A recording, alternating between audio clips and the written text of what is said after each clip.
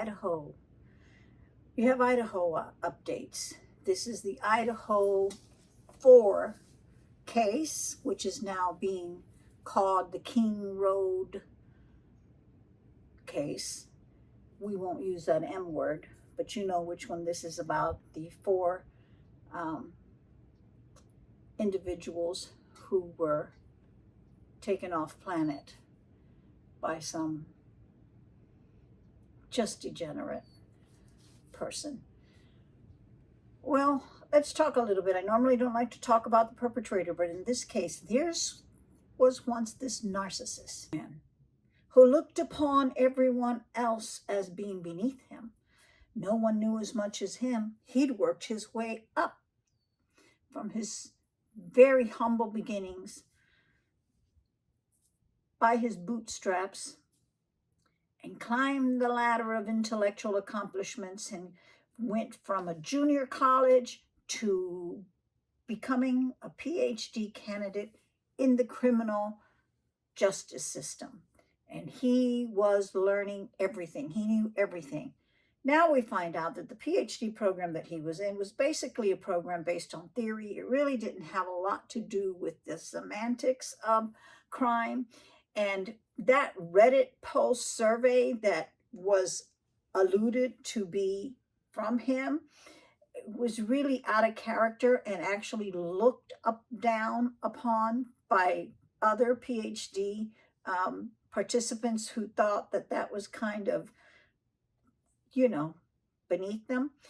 Well, now those similar PhD type students are reviewing his present situation and thinking he was evidently a very poor student of the topic he was studying, because he made a slew of mistakes. The car, the fingerprint, the geo mapping on his phone. I mean, endless, going on and on and on. The taking out garbage, wearing rubber gloves and putting it in your neighbor's garbage can. Did he not think? He evidently didn't study his subject well or didn't understand it, because maybe among all the other levels of degeneration that were taking place in his pea brain, he didn't realize that people might be surveilling him. There were surveillance cameras in the world. Yes, and they might have caught a glimpse of his vehicle. And the fact that he had been going around and around and around and around for months prior to this. I mean, evidently he wasn't thinking. So why am I even talking about this person? Well, because there's all this uncovering, the affidavit was just uncovered. This whole document was just released. It's a 19-page document, and only one page was redacted, and it evidently has all of the details of what evidence there was to actually indict him on these charges. And everybody else is talking about it, but I really didn't see anything surprising. I mean, we kind of knew everything that's in there. We knew about the footprint. We knew about the fingerprint. We knew that there was 4 people that, didn't survive. We knew there was 2 that did. We knew that one of them had said that. All that leaked out already. So I didn't really understand what all the shenanigans were about. I think that the more credible information came out of the more interesting information. Who knows how credible any of this stuff is, except the affidavit itself, which is just regurgitating everything that had already leaked out and we knew. But this Dateline documentary on this subject, I guess that's the way to go. They all slam the YouTube sleuths, and then they all do exactly what the YouTube sleuths do, except they make millions of dollars and we don't make any money. But here they go, launching their own documentary on regurgitated information that in the YouTube communities, we all have heard this over and over and over. There was nothing surprising revealed. The only thing that was of, I thought, any interest to me was the fact that his sisters, or at least one sister, suspected that he might be involved in this and actually kind of tried to, recruit family members to think the way she did. And even they evidently went outside, and or at least she did, and inspected his car while she had gloves on and a little set of tweezers, so that in case there was any evidence. I mean, she evidently was a crime sleuth herself. But this isn't funny, but I have to make it funny because it's so crazy. Meanwhile, here we go. So we'll see what comes out of it. I haven't dissected the entire 19-page document. I do have it. I'll take my time sorting through it. I think some of the more gruesome details about what transpired there, I don't know that I want to go into it. I don't want to open wounds for victims' families. I think I know that I did. I had come to the conclusion that these people were not asleep when they were attacked, that they certainly were surprised, but they were not asleep. And evidence showed that. I mean, there were some that were on TikTok, and there were others that were texting, and there were others that were getting Uber Eats and stuff, so, or DoorDash, whichever one it was. So I pretty much had come to the conclusion that nobody was asleep, and everybody was surprised, and they unfortunately couldn't overcome this crazed individual. But that's my updates on him. I'll be back with more information as I read through that document. If it isn't information that's redundant, that by redundant, I mean we've already heard it. I don't want to just regurgitate information just for views. Okay, so I have a couple of updates. I have a couple of updates that I want to include before I close out on Kohberger. A couple of things is that he did appear in court to enter his plea of guilty or not guilty, and he never stood up, he never spoke. His attorney stood up, and she said that they would stand silent. That was a new one on me. I had never heard of that. Evidently it's a thing, and he can do it. Why someone would do that, I'm not sure, except that it forced the judge to then enter a plea for him. So the judge obviously defers in cases like this to enter a non-guilty plea for any future appellate processes that may occur. But I started thinking, why would somebody enter that plea? It's only two reasons that I can think of. And my main one is that, you know, Mr. Kohberger is quite a narcissist, and he has a great disdain for courts, in my opinion.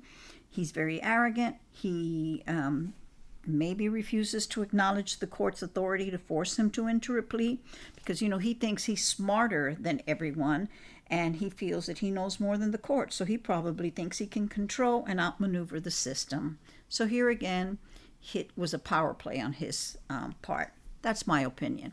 But the only other reason that I can think of is if there's a plea deal underhand, and I just don't think that that is likely. So that's just my thoughts on that. And then there is another case that came up, a Dana Smithers. She was a 45-year-old woman who lived in Monroe County. Monroe County is Brian Kohberger's home county. It's where his parents live. It's where he was arrested in Philadelphia. They weren't neighbors, but they lived in the same county. She went missing on May 28th of 2022, and his parents were subpoenaed to appear before an investigative grand jury to answer questions about this case.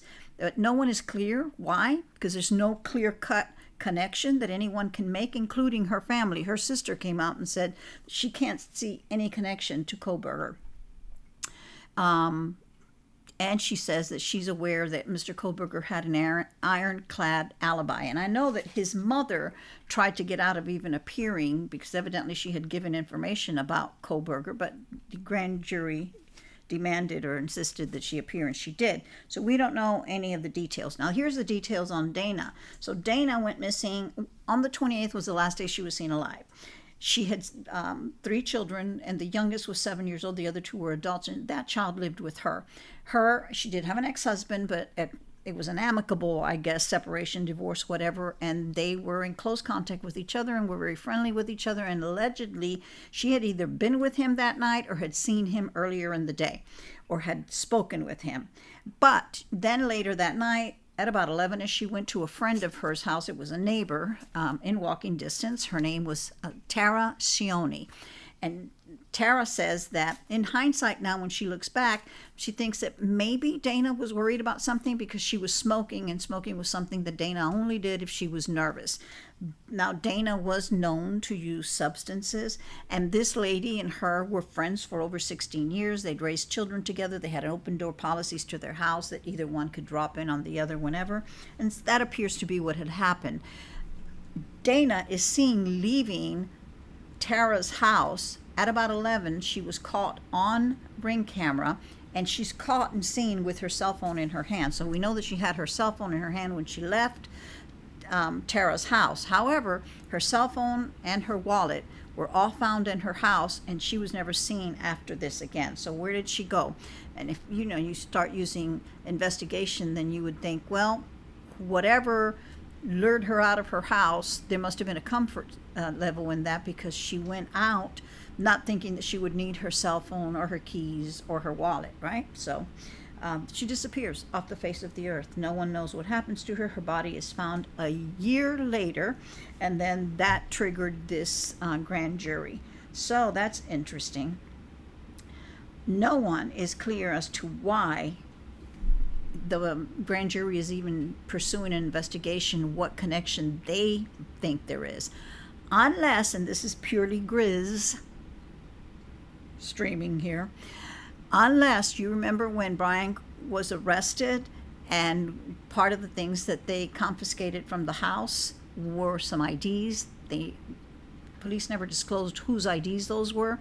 Unless one of those can be connected to this lady, I don't know why the police are even pursuing this.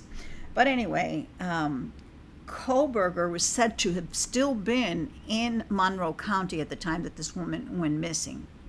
That's the only connection that there is, really. And according to the records that I can find, he moved to Pullman, Washington in the summer of 2022, but I don't know what the summer means. Was that June? Was it July? I think it was in June. So there is that, and if anything else comes from that, I'll be sure to let you know. Thank you so much.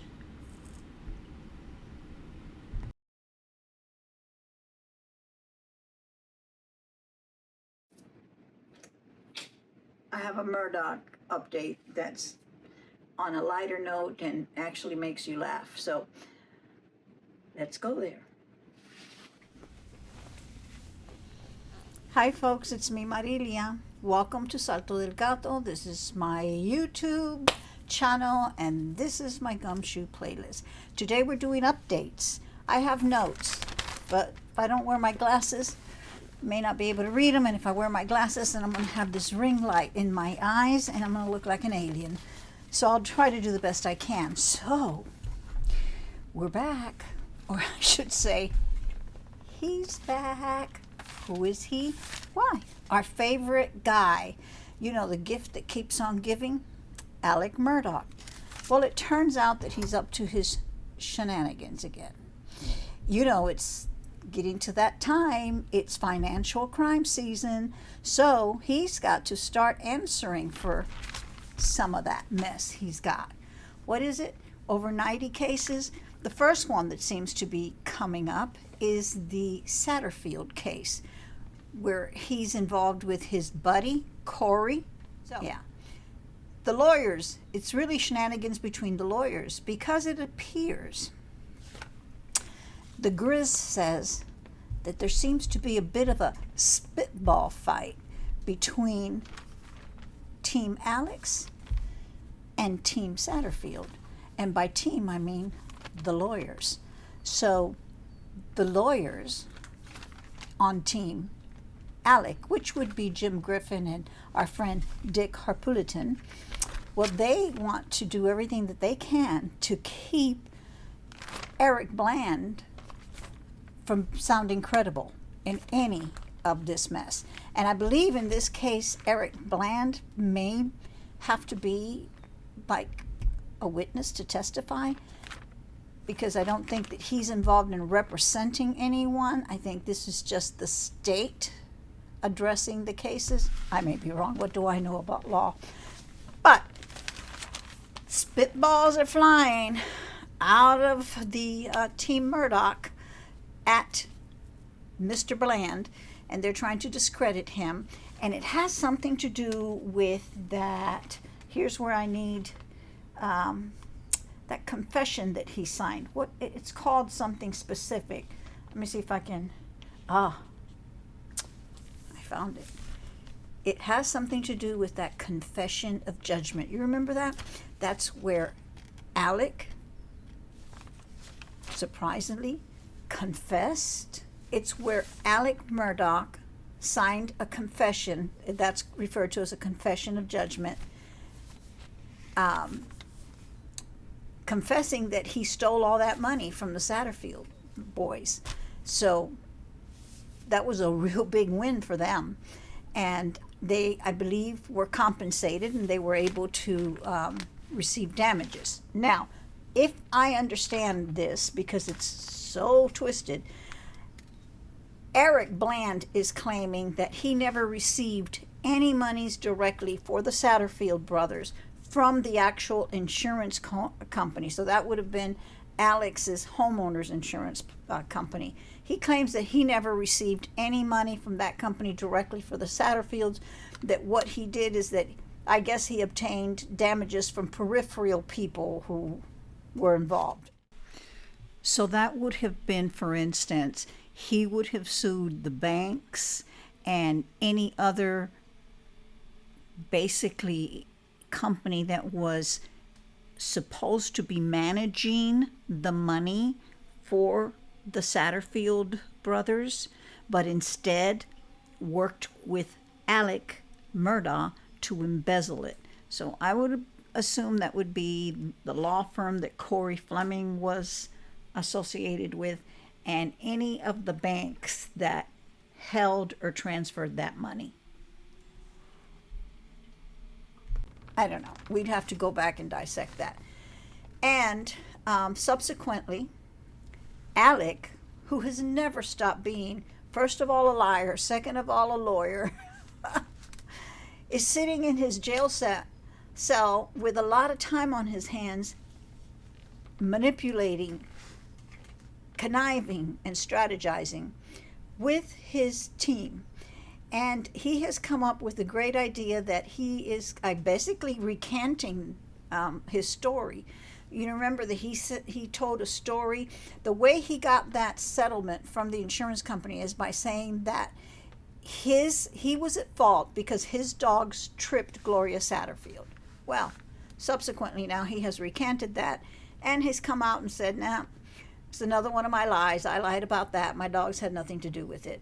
And by the way, Gloria wasn't there on a visit to pick up a check, which we all thought, at least I did. What check was that? Remember how he would get people to pick up checks and cash them and bring him the money? Was that what he was alluding to? But now he is saying a different story. Now he's saying that she was just there on a regular work day. Now, what does that mean? Well, that means that, first of all, this claim for wrongful death would have been then directed as a workman's compensation claim. And there's a different insurance company that would handle that. And I believe there's a cap on those, how much damages can be recovered in those policies. I don't know, again, just from my vague recollection of working with these kinds of things in HR. But there he goes again. So, of course, that puts Eric on notice, because first of all, he's like, oh my God, what does that mean? Because one of the Grizz, you know Grizz, right? Gossip, rumor, innuendo, streams. That's my word for all that. Well, the Grizz says that Alec Bland began to tremble a little bit at the thought that maybe Team Murdaugh is going to try to get the insurance companies to come after him to recover that money. And wow, that would be a mess. But he immediately threw that spitball back and said, no, I didn't get money from the insurance company. I got it from all these other surrounding people. So we'll see what that's all about. But there's more. There's more. Because this is Alec Murdaugh that we're talking about. So here's another little breeze of gossip coming from the stream. Oh my goodness, what was that? So there's another wind blowing gossip this way, and this one is pretty interesting. It's actually funny. First of all, it is alleged that there was a film crew that was spotted at Jim Griffin's residence. Now, this would be his second residence. I guess anybody in South Carolina's low country has more than one home. But this second resident is on a private island that Mr. Griffin owns. And so he had a film crew over there. And they were filming something. Now, I've been hearing a buzz about, because that was one of the spitballs that Eric Bland threw at Team Murdaugh, was that they were trying to work up a deal for a documentary. Well, there seems to be some substance to that, because this film crew was spotted at Jim Griffin's house at his private island in the Low Country of South Carolina, and guess who was in attendance? Did you guess Buster? Yes, Buster made an appearance. He was spotted there. Now, what could they be doing? Because all this time, have you wondered, boy, what loyalty these guys have. Lawyers with lawyers, great loyalty. Jim Griffin and Dick Harpootlian are volunteering to take on Alec Murdaugh's cases pro bono, because you know they already went to the retirement fund, to the IRA, everything, and the judge said, no, go, you can't touch that money for lawyer fees to defend yourself. That's going to victims. And so how are the lawyers getting paid? Well, lawyers are lawyers. They're creative deceptors. So they creatively decided, taking the lead of the Netflix series, they could do their own docuseries and make millions. And that's how they would fund their fees, get paid, and the defense for these 90-plus cases and possibly the appeal might get paid. They're not the first one to have done that. There was another guy. Remember the guy who was also in the Carolinas, except I think this one was in North Carolina. And he was a novelist, quite known. I mean, his book sold quite well. I'll try to figure out his name, and I'll insert it somewhere in this video.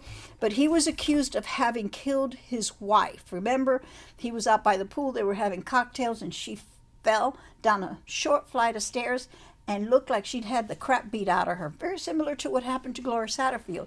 And he sat there and made a series, a docu-series, and must have made tons of money and financed his whole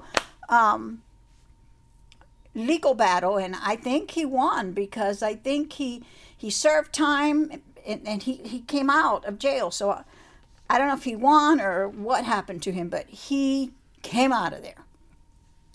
Alec, I think, has dreams of the same thing. Visions of freedom are floating in his head.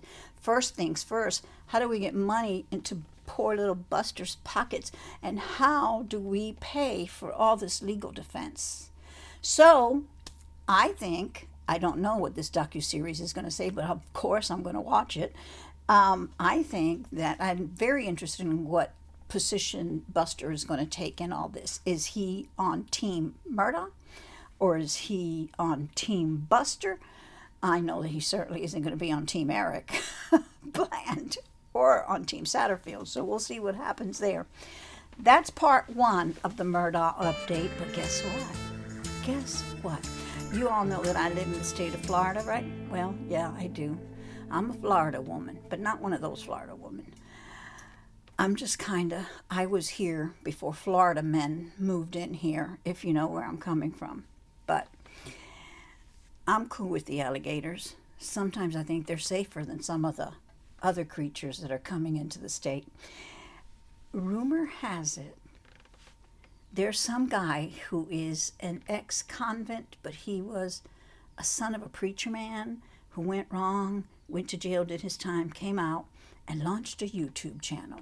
And his name is, I think, Pablo something. Well, Pablo something evidently still has connections to people on the inside. And he served his time either in the same location where Alec Murdaugh is or will be or whatever. He still has his little tendrils into the system and can evidently communicate with people. And he heard from somebody who claims to have been either in close proximity in the same pod or had some interaction with Murdaugh, maybe it was just their own prison grizz, that he heard Alec say, yes, it's no problem. I'm only going to be here for a couple of years, and then I'll be out of here. And in the meantime, I'm working on getting a transfer. To where? You heard it right. To Florida.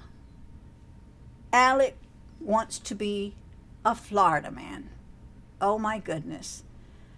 I don't know if any of that has any validity, any facts behind it, but I wouldn't put it past him. Here we go. Is that all the updates I have? I think it might be. Well, as Reba warned us all, she warned all of us. She said, do not trust no backwoods Southern lawyer on either side of the team. I'll be back with more updates as they come. With Alec, you know the fun is just beginning. Thank you for watching.